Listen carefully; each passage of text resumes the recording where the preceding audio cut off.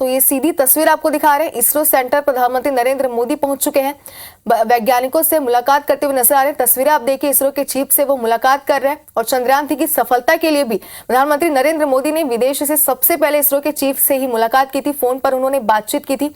और ये सीधी तस्वीर आप देखिए, प्रधानमंत्री नरेंद्र मोदी इसरो के सभी वैज्ञानिकों के साथ इस वक्त मौजूद है। इसरो के चीफ के गले लगकर उन्हें बधाई उन्होंने दी है। और ये आप देख सकते हैं तस्वीरें कितनी प्यारी है, जिसमें वो इसरो के चीफ को गले लगाते हुए नजर आ रहे हैं प्रधानमंत्री नरेंद्र मोदी। और सभी वैज्ञानिकों को चंद्रयान-3 की सफल लैंडिंग के लिए उन्होंने बधाई दी है। उनके स्वागत के लिए गुलदस्ते के साथ सभी वैज्ञानिक यहां पर खड़े हुए थे। तस्वीरें लेते हुए भी प्रधानमंत्री नरेंद्र मोदी वैज्ञानिकों के साथ नजर आ रहे हैं। तो इसरो सेंटर से सीधी तस्वीर आपको दिखा रहे हैं बेंगलुरु की, जहां पर चंद्रयान-3 के चांद में सॉफ्ट लैंडिंग कराए जाने पर प्रधानमंत्री नरेंद्र मोदी ने सबसे पहले इसरो के चीफ से मुलाकात की और उन्हें बधाई दी है गले लगते हुए। और दूसरी तस्वीर आप देखिए, जहां पर और भी वैज्ञानिकों के साथ वो मुलाकात कर रहे हैं। इस बार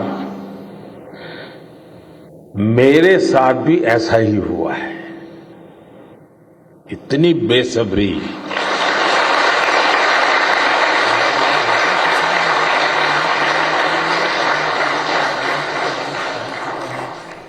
में देख पा रहे हैं सभी लोग। मैं साउथ अफ्रीका में था, और प्रधानमंत्री वैज्ञानिक फिर ग्रीस का कार्यक्रम था तो वहां चला गया, लेकिन मेरा मन पूरी तरह आपके साथ ही लगा हुआ था।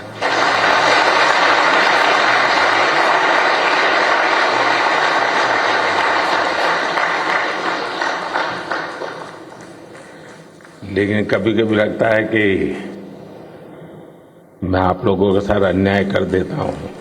ये लाल तस्वीरें हम देख पा रहे हैं। बेसब्री मेरी और मुसीबत आपकी। पहुंच चुके हैं, हम तस्वीरों में देख पा रहे हैं। स्वागत करते हुए सवेरे सवेरे आप सभी को, तस्वीर और इतना और टाइम, लेकिन बस मन कर रहा था जाऊं आपको नमन करूं। महिला वैज्ञानिक भी उस दौरान वहां मौजूद हैं और इन तमाम आपको दिक्कत हुई होगी, तस्वीरें हैं बेंगलुरु से। लेकिन मैं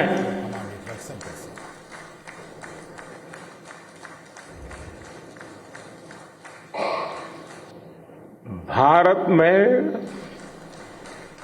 बिल्कुल ये लाल तस्वीरें हम देख पा रहे हैं। प्रधानमंत्री उन तमाम वैज्ञानिकों के बीच पहुंच चुके हैं। आते ही तस्वीरों में देख पा रहे हैं सभी लोग ताली बजाकर प्रधानमंत्री का स्वागत करते हुए, और प्रधानमंत्री इन वैज्ञानिकों के बीच ये ही तस्वीर, और इन्हीं क्षणों का, इन्हीं पलों का प्रधानमंत्री को भी इंतजार था और वैज्ञानिकों को भी इंतजार। हम देख सकते हैं कि जल्द से जल्द उस दौरान वहां मौजूद हैं। आपके तमाम वैज्ञानिकों के बीच लाइव तस्वीरें हैं बेंगलुरु से। दर्शन करना चाहता था।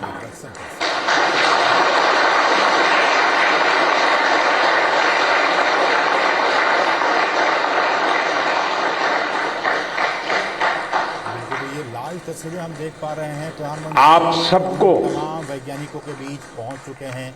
सैल्यूट करना चाहता हैं सभी लोग ताली बजाकर वैज्ञानिकों के बीच ये ही तस्वीर, और इन्हीं क्षणों का, इन्हीं पलों का प्रधानमंत्री को भी इंतजार था और वैज्ञानिकों को भी इंतजार। हम देख सकते हैं कि महिला वैज्ञानिक भी उस दौरान वहां मौजूद हैं। सैल्यूट तमाम वैज्ञानिकों के बीच लाइव तस्वीरें हैं बेंगलुरु आपके परिश्रम को, ट्रैकिंग और कमांड नेटवर्क सेंटर से। सैल्यूट आपके धैर्य को, सैल्यूट आपकी लगन को, हम देख पा रहे हैं प्रधानमंत्री सैल्यूट वैज्ञानिकों के बीच आपकी जीवटता को, देख पा रहे हैं सभी लोग। सैल्यूट स्वागत आपके जज्बे को। वैज्ञानिकों के बीच ये ही तस्वीर, आप और इन्हीं क्षणों का, इन्हीं पलों का प्रधानमंत्री देश को को भी इंतजार। हम देख सकते हैं कि महिला वैज्ञानिक जिस ऊंचाई पर लेकर गए हैं, और इन तमाम वैज्ञानिकों के बीच लाइव ये कोई साधारण सफलता नहीं है। ये अनंत अंतरिक्ष में भारत के वैज्ञानिक सामर्थ्य का शंखनाद है। हम देख पा रहे हैं प्रधानमंत्री उन तमाम वैज्ञानिकों के बीच पहुंच चुके हैं। हम तस्वीरों में देख पा रहे हैं सभी लोग ताली बजाकर प्रधानमंत्री का स्वागत करते हुए, और प्रधानमंत्री इन वैज्ञानिकों के बीच ये ही तस्वीर, इंडिया इन्हीं क्षणों का, इन्हीं पलों का प्रधानमंत्री को भी इंतजार India is on the moon.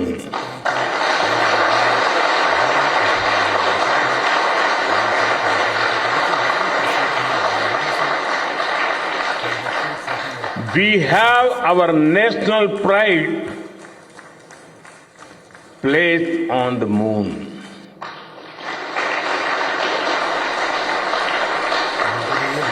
हम वहां पहुंचे जहां कोई नहीं पहुंचा था। हम इन तस्वीरों में देख पा रहे हैं सभी लोग हमने वो किया और जो पहले ये ही तस्वीर, कभी किसी ने नहीं किया था। इन्हीं क्षणों का, इन्हीं पलों का प्रधानमंत्री को भी इंतजार था और वैज्ञानिकों ये आज का भारत है, महिला वैज्ञानिक भी निर्भीक भारत, और इन तमाम वैज्ञानिक जुझारू भारत। बेंगलुरु से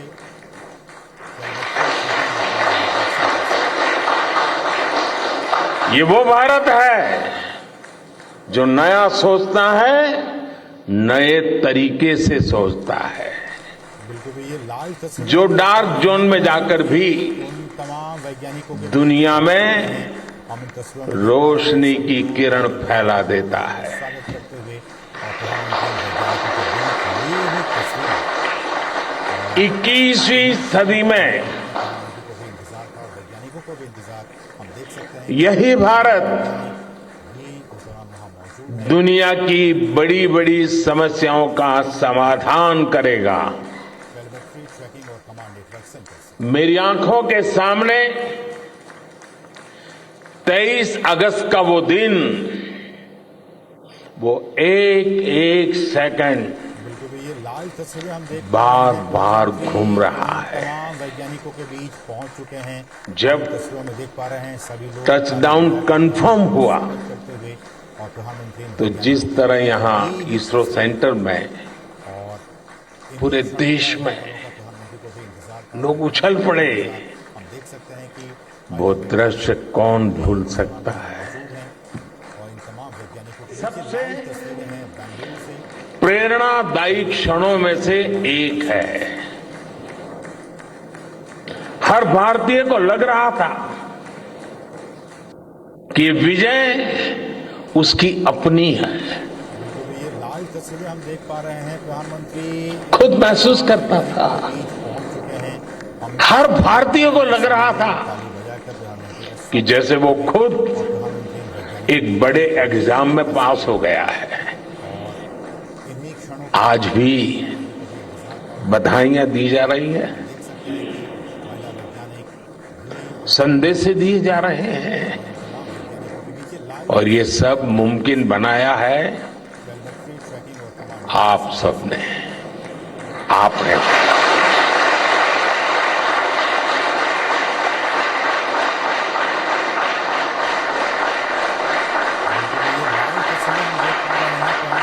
देश के मेरे वैज्ञानिकों ने ये मुमकिन बनाया है। ताली बजाकर प्रधानमंत्री का स्वागत करते हुए और मैं आप सबका जितना गुणगान करूं वो कम है। मैं आपकी जितनी सराहना करूं वो कम है। साथियों, मैंने वो फोटो देखी जिसमें हमारे मून लैंडर ने अंगद की तरह चंद्रमा पर मजबूती से अपना पैर जमाया हुआ है।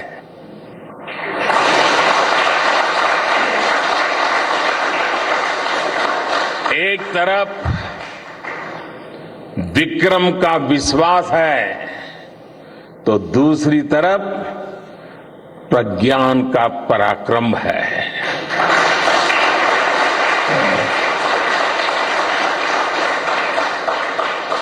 हमारा प्रज्ञान लगातार चंद्रमा पर अपने पद चिन्ह छोड़ रहा है। अलग अलग कैमरों से ली गई जो तस्वीरें अभी रिलीज हुई और मुझे देखने का सौभाग्य मिला, वो अद्भुत है। मानव सभ्यता में पहली बार धरती के लाखों साल के इतिहास में पहली बार उस स्थान की तस्वीर मानव अपनी आंखों से देख रहा है और ये तस्वीर दुनिया को दिखाने का काम भारत ने किया है।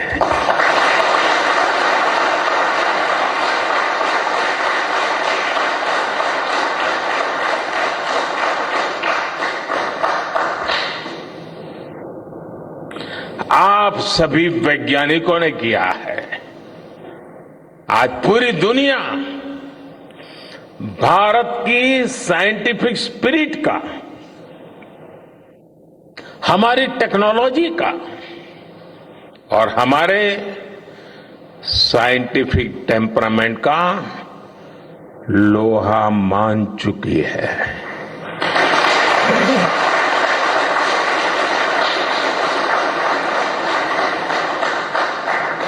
चंद्रयान महाअभियान सिर्फ भारत की नहीं बल्कि पूरी मानवता की सफलता है।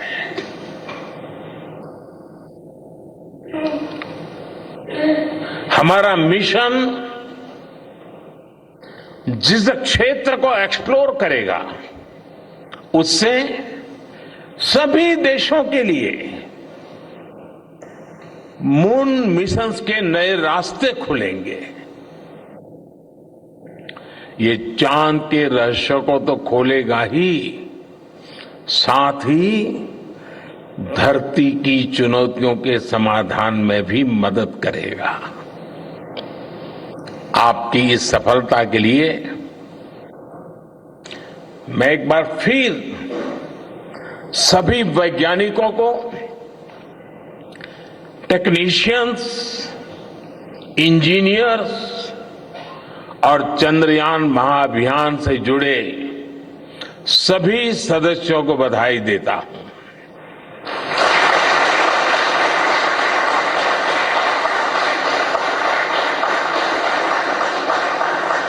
मेरे परिवारजनों, आप जानते हैं कि स्पेस मिशंस के टच डाउन पॉइंट को एक नाम दिए जाने की वैज्ञानिक परंपरा है।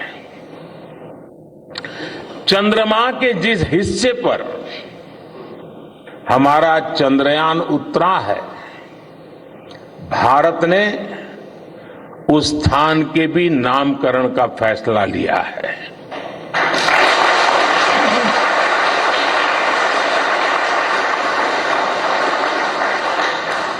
जिस स्थान पर चंद्रयान 3 का मून लैंडर उतरा है, अब उस पॉइंट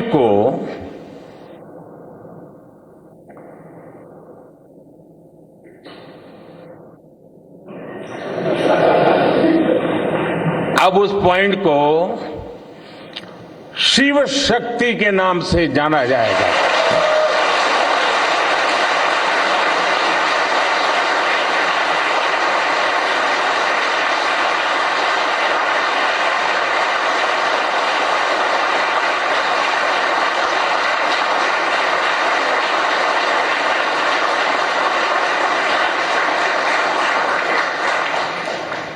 शिव में मानवता के कल्याण का संकल्प समाहित है और शक्ति से हमें उन संकल्पों को पूरा करने का सामर्थ्य मिलता है। चंद्रमा का शिव शक्ति पॉइंट हिमालय से कन्याकुमारी से जुड़े होने का बोध कराता है।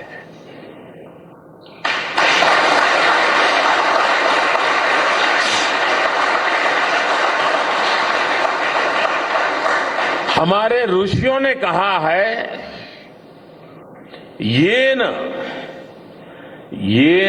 कर्माण्य पशो मनीषिणो यज्ञे कुणवंती विद्येषु धीरः यत्पूर्व यक्ष्मन्तः प्रजानां तन्मे मनः शिव संकल्पमस्तु। अर्थात जिस मन से हम कर्तव्य कर्म करते हैं, विचार और विज्ञान को गति देते हैं, और जो सबके भीतर मौजूद है, वो मन शुभ और कल्याणकारी संकल्पों से जुड़े।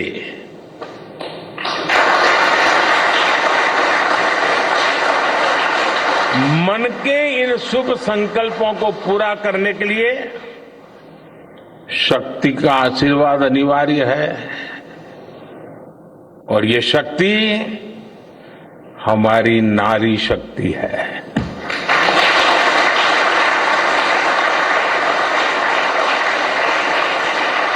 हमारी माताएं बहनें हैं। हमारे यहां कहा गया है, सृष्टि स्थिति विनाशानाम शक्ति भूते सनातनी। अर्थात निर्माण से प्रलय तक पूरी सृष्टि का आधार नारी शक्ति ही है।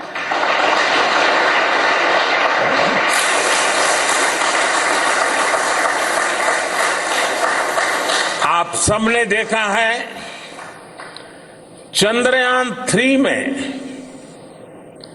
देश ने, हमारी महिला वैज्ञानिकों ने, देश की नारी शक्ति ने कितनी बड़ी भूमिका निभाई है। चंद्रमा का शिव शक्ति पॉइंट सदियों तक भारत के इस वैज्ञानिक और दार्शनिक चिंतन का साक्षी बनेगा।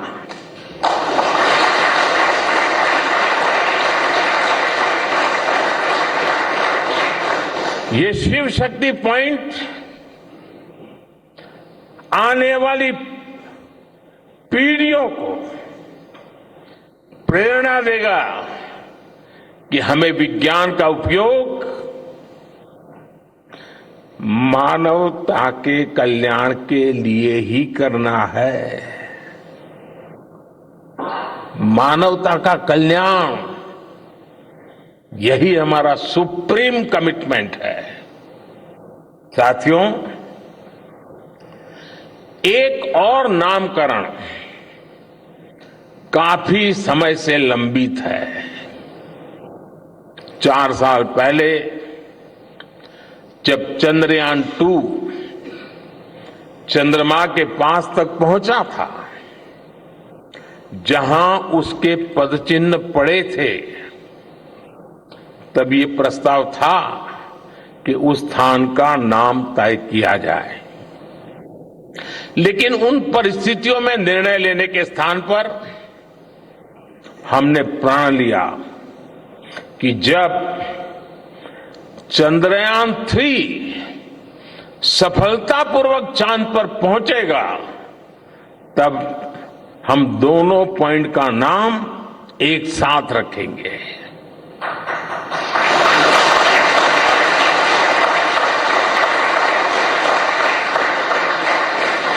और आज मुझे लगता है कि जब हर घर तिरंगा है, जब हर मन तिरंगा है और चांद पर भी तिरंगा है, तो तिरंगा के सिवाय चंद्रयान 2 से जुड़े उस स्थान को और क्या नाम दिया जा सकता है।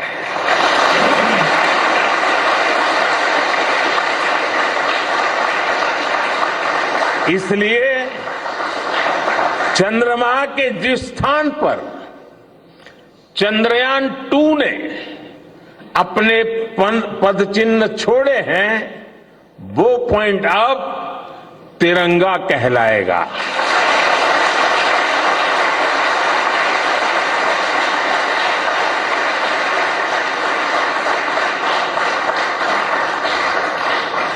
ये तिरंगा पॉइंट भारत के हर प्रयास की प्रेरणा बनेगा।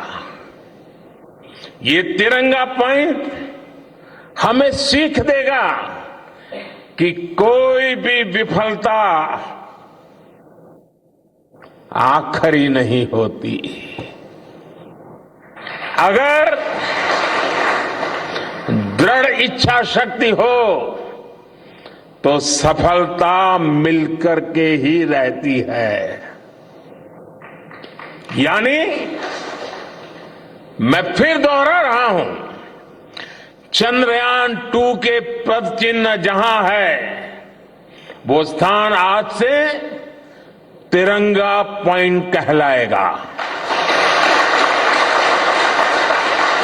और जहां पर चंद्रयान-3 का मून लैंडर पहुंचा है वो स्थान आज से शिव शक्ति पॉइंट कहलाएगा।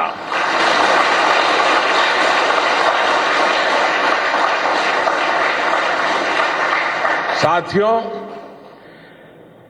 आज भारत दुनिया का चौथा ऐसा देश बन चुका है जिसने चंद्रमा की सतह को छुआ है।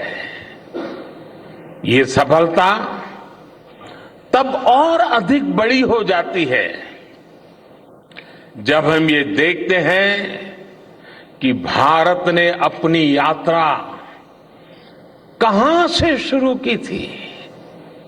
एक समय था जब भारत के पास जरूरी तकनीक नहीं थी, सहयोग भी नहीं था। हमारी गिनती थर्ड वर्ल्ड यानी थर्ड रो में खड़े देशों में होती थी। थर्ड वर्ल्ड थर्ड रो में खड़े हुए लोगों में होती थी। वहां से निकलकर आज भारत दुनिया की 5वीं सबसे बड़ी अर्थव्यवस्था बना है।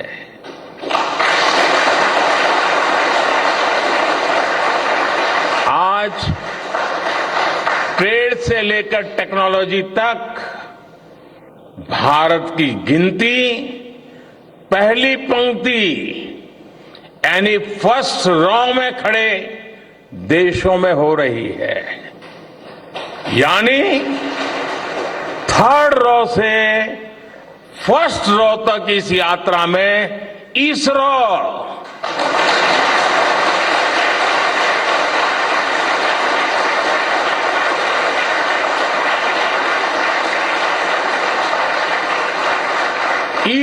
जैसी संस्थानों की बहुत बड़ी भूमिका रही है।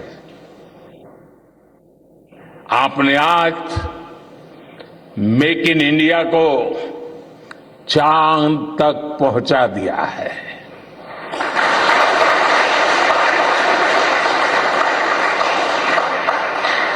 मेरे परिवारजनों, मैं आज आपके बीच आकर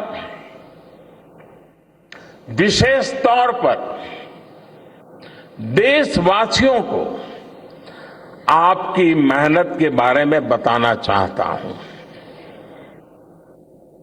जो मैं बातें बता रहा हूं आपके लिए नई नहीं है, लेकिन आपने जो किया है, जो साधना की है, वो देशवासियों को भी पता होना चाहिए।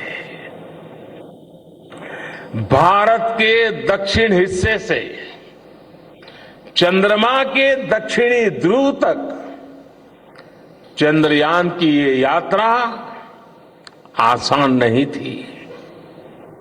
मून लैंडर की सॉफ्ट लैंडिंग सुनिश्चित करने के लिए हमारे वैज्ञानिकों ने इसरो की रिसर्च फैसिलिटी में आर्टिफिशियल मून तक बना डाला। इस आर्टिफिशियल मून पर विक्रम लैंडर को अलग अलग तरीके से सरफेस पर उतारकर उसका टेस्ट किया गया था। अब इतने सारे एग्जाम देकर हमारा मून लैंडर वहां गया है तो उसे सक्सेस मिलनी ही मिलनी थी।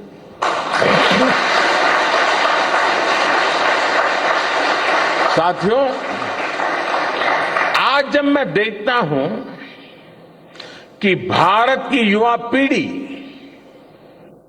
साइंस को लेकर, स्पेस को लेकर, इनोवेशन को लेकर इतनी एनर्जी से भरी हुई है, तो उसके पीछे हमारे ऐसे ही स्पेस मिशंस की सफलता है।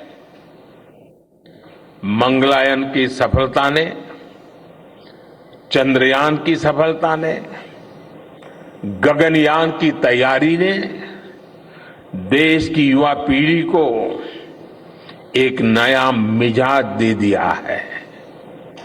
आज भारत के छोटे छोटे बच्चों की जुबान पर चंद्रयान का नाम है। आज भारत का हर बच्चा आप वैज्ञानिकों में अपना भविष्य देख रहा है। इसलिए आपकी उपलब्धि सिर्फ ये नहीं है कि आपने चांद पर तिरंगा लहराया, लेकिन आपने एक और बड़ी उपलब्धि हासिल की है, और वो उपलब्धि है भारत की पूरी पीढ़ी को जागृत करने की, उसे नई ऊर्जा देने की।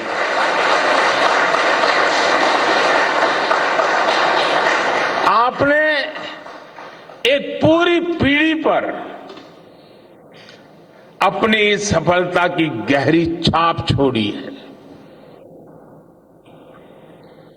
आज से कोई भी बच्चा रात में जब चंद्रमा को देखेगा तो उसको विश्वास होगा कि जिस हौसले से मेरा देश चांद पर पहुंचा है, वही हौसला, वही जज्बा उस बच्चे के भीतर भी है, उस युवा के भीतर भी है। आज आपने भारत के बच्चों में आकांक्षाओं के जो बीज बोए हैं, कल वो वट वृक्ष बनेंगे और विकसित भारत की नींव बनेंगे।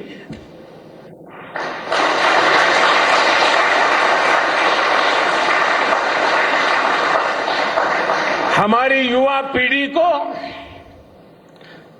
निरंतर प्रेरणा मिलती रहे, इसके लिए एक और निर्णय लिया गया है। 23 अगस्त को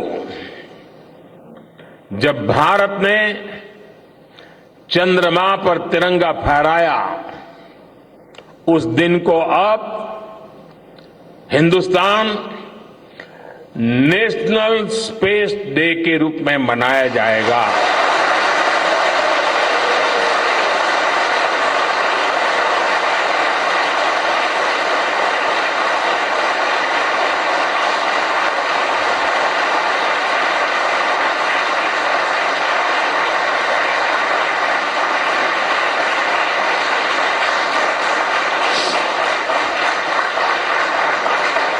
जब हर वर्ष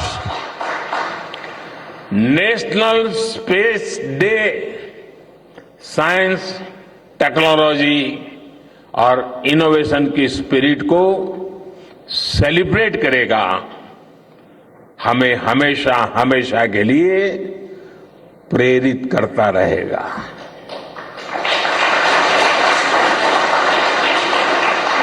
मेरे परिवारजनों, आप भी जानते हैं कि स्पेस सेक्टर का जो सामर्थ्य है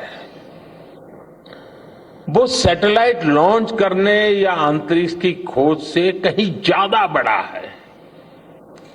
स्पेस सेक्टर की एक बहुत बड़ी ताकत है जो मैं देखता हूं वो है ईज ऑफ लिविंग और ईज ऑफ गवर्नेंस।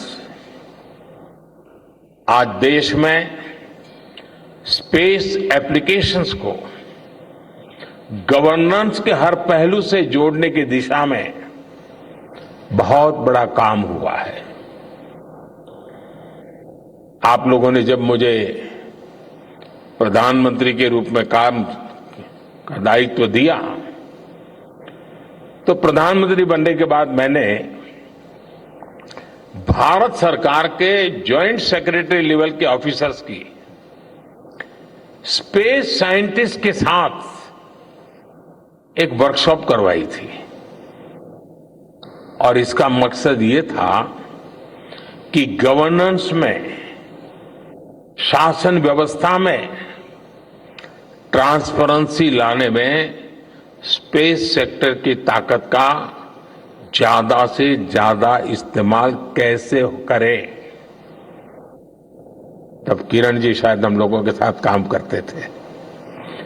इसी का नतीजा था जब देश ने स्वच्छ भारत अभियान शुरू किया, शौचालयों का निर्माण शुरू किया, करोड़ों घरों को बनाने का अभियान चलाया, तो इन सब के मॉनिटरिंग के लिए, उसकी प्रगति के लिए स्पेस साइंस ने बहुत मदद की।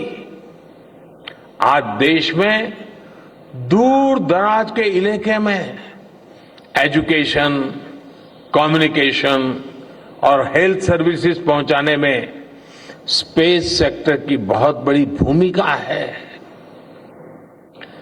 इन दिनों आजादी के अमृत महोत्सव के निमित्त जो जिले जिले में अमृत सरोवर बन रहे हैं, उसका भी टैगिंग, उसके भी मॉनिटरिंग स्पेस के द्वारा ही हो रही है। बिना स्पेस टेक्नोलॉजी के हम टेलीमेडिसिन और टेली एजुकेशन की कल्पना तक नहीं कर सकते। स्पेस साइंस ने देश के रिसोर्सेज के ऑप्टिमम यूटिलाइजेशन में भी बहुत मदद की है। हमारे देश के एग्रीकल्चर सेक्टर को ताकत देने में, मौसम का अनुमान लगाने में स्पेस सेक्टर जो मदद करता है वो देश का हर किसान जानता है। आज वो देख लेता है अपने मोबाइल पर अगले सप्ताह मौसम का क्या हाल है। देश के करोड़ों मछुआरों को आज नाविक सिस्टम से जो सटीक जानकारी मिल रही है वो भी आप ही की देन है। आज जब देश में बाढ़ आती है, कोई प्राकृतिक आपदा आती है, भूकंप आता है, तो हालात की गंभीरता का पता लगाने में आप सबसे पहले आगे आते हैं। जब साइक्लोन आता है तो हमारी सैटेलाइट्स उसका सारा रूट बताती हैं, सारी टाइमिंग बताती हैं और लोगों की जान भी बचती है, संपत्ति भी बचती है।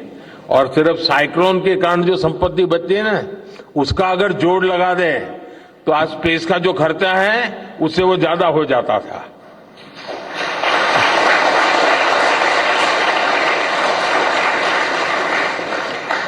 हमारे PM Gatishakti national master plan का आधार भी स्पेस टेक्नोलॉजी ही है और आज दुनिया भारत के इस गतिशक्ति प्लेटफॉर्म का अध्ययन कर रही है कि प्लानिंग और मैनेजमेंट में ये प्लेटफॉर्म कितना उपयोगी हो सकता है।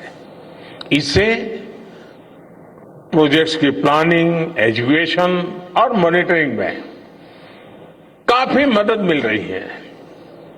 समय के साथ बढ़ता हुआ स्पेस एप्लीकेशन का ये दायरा हमारे युवाओं के लिए अपॉर्चुनिटीज भी बढ़ा रहा है, अवसर बढ़ा रहा है। और इसलिए आज मैं एक सुझाव भी देना चाहता हूं और मैं चाहूंगा कि आपके यहां से जो रिटायर्ड लोग हैं वे इसमें काफी मदद कर सकते हैं।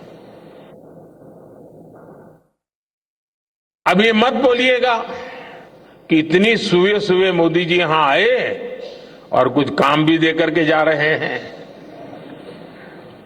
साथियों, मैं चाहूंगा कि इसरो केंद्र सरकार के विभिन्न मंत्रालय और राज्य सरकारें मिलकर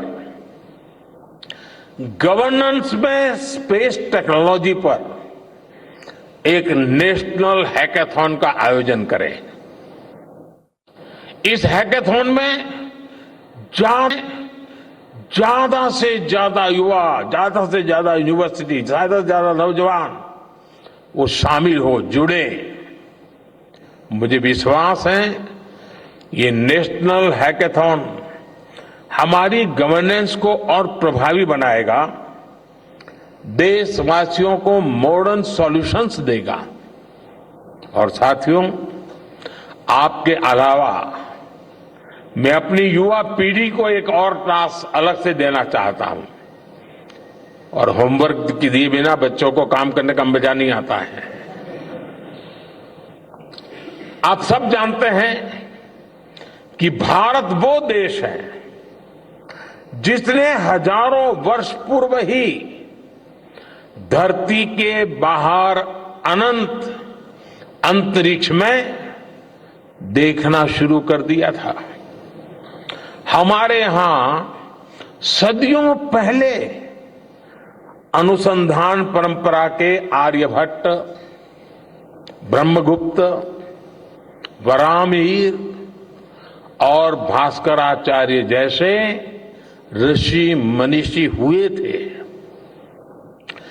जब धरती के आकार को लेकर भ्रम था, तब आर्यभट्ट ने अपने महान ग्रंथ आर्यभट्टीय में धरती के गोलाकार होने के बारे में विस्तार से लिखा था।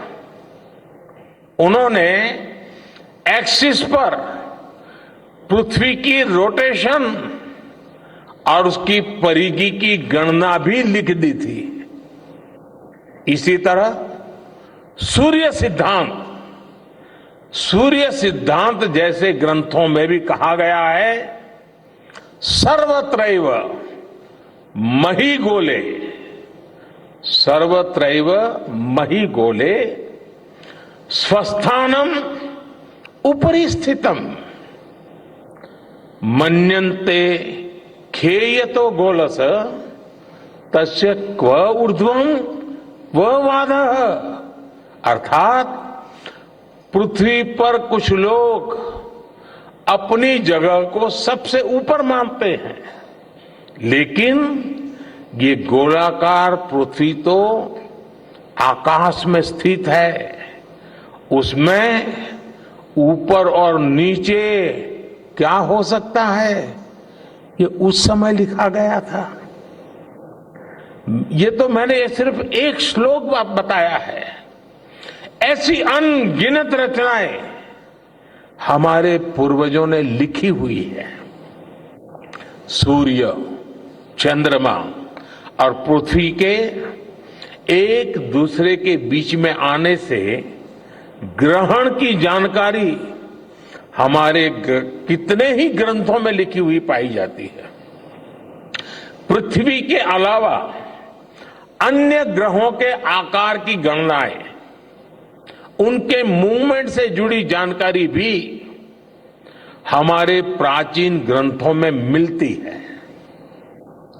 हमने ग्रहों और उपग्रहों की गति को लेकर इतना सूक्ष्म गणनाएं करने की वो काबिलियत हासिल की थी कि हमारे यहां सैकड़ों वर्ष आगे के पंचांग यानी कैलेंडर्स बनाए जाते थे। इसलिए मैं इससे जुड़ा एक टास्क अपनी नई पीढ़ी को देना चाहता हूं, स्कूल कॉलेज के बच्चों को देना चाहता हूं। मैं चाहता हूं कि भारत के शास्त्रों में जो खगोलीय सूत्र है, उन्हें साइंटिफिकली प्रूव करने के लिए, नए सिरे से उनके अध्ययन के लिए नई पीढ़ी आगे आए। ये हमारी विरासत के लिए भी जरूरी है और विज्ञान के लिए भी जरूरी है। आज जो स्कूल के, कॉलेज के, यूनिवर्सिटी के स्टूडेंट्स हैं, रिसर्चर्स हैं, उन पर एक तरह से ये दोहरा दायित्व है। भारत के पास विज्ञान के ज्ञान का जो खजाना है वो गुलामी के लंबे कालखंड में दब गया है, छिप गया है।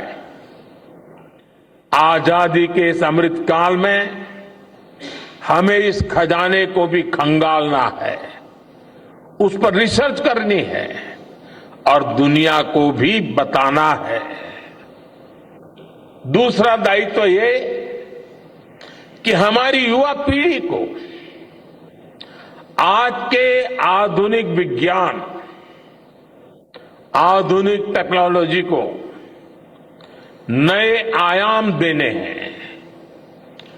समंदर की गहराइयों से लेकर आसमान की ऊंचाई तक, आसमान की ऊंचाई से लेकर अंतरिक्ष की गहराई तक आपके लिए करने के लिए बहुत कुछ है। आप डीप अर्थ को भी देखिए और साथ ही डीप सी को भी एक्सप्लोर करिए। आप नेक्स्ट जनरेशन कंप्यूटर बनाइए और साथ ही जेनेटिक इंजीनियरिंग में भी अपना सिक्का जमाइए। भारत में आपके लिए नई संभावनाओं के द्वार लगातार खुल रहे हैं। 21वीं सदी के इस कालखंड में जो देश साइंस और टेक्नोलॉजी में बढ़त बना ले जाएगा, वो देश सबसे आगे बढ़ जाएगा। साथियों, आज बड़े बड़े एक्सपर्ट्स कह रहे हैं कि अगले कुछ वर्षों में भारत की स्पेस इंडस्ट्री $8 बिलियन से बढ़कर $16 बिलियन की हो जाएगी। सरकार भी इस बात की गंभीरता को समझते हुए स्पेस सेक्टर में लगातार रिफॉर्म कर रही है। हमारे युवा भी कमर कसकर तैयार है। आपको जानकर सुखद आश्चर्य होगा कि पिछले 4 साल में स्पेस सेक्टर में काम करने वाले स्टार्टअप की संख्या 4 से बढ़कर करीब करीब 150 हो गई है। हम कल्पना कर सकते हैं कि अनंत आकाश में कितनी अनंत संभावनाएं भारत का इंतजार कर रही हैं।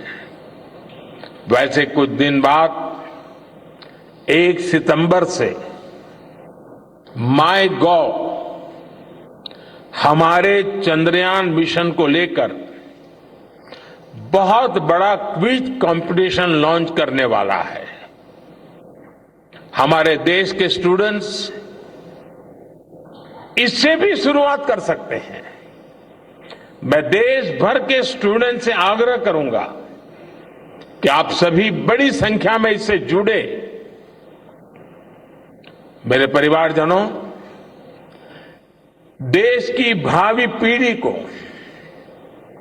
आपका मार्गदर्शन बहुत आवश्यक है। आप जो इतने सारे इंपॉर्टेंट मिशन पर काम कर रहे हैं, वो आने वाली पीढ़ी ही आगे ले जाने वाली है। आप उन सभी के रोल मॉडल हैं। आपकी रिसर्च और आपकी वर्षों की तपस्या, मेहनत ने साबित किया है कि आप जो ठान लेते हैं वो आप करके दिखाते हैं। देश के लोगों का विश्वास आप पर है। और विश्वास कमाना छोटी बात नहीं होती है दोस्तों। आपने अपनी तपस्या से विश्वास कमाया है।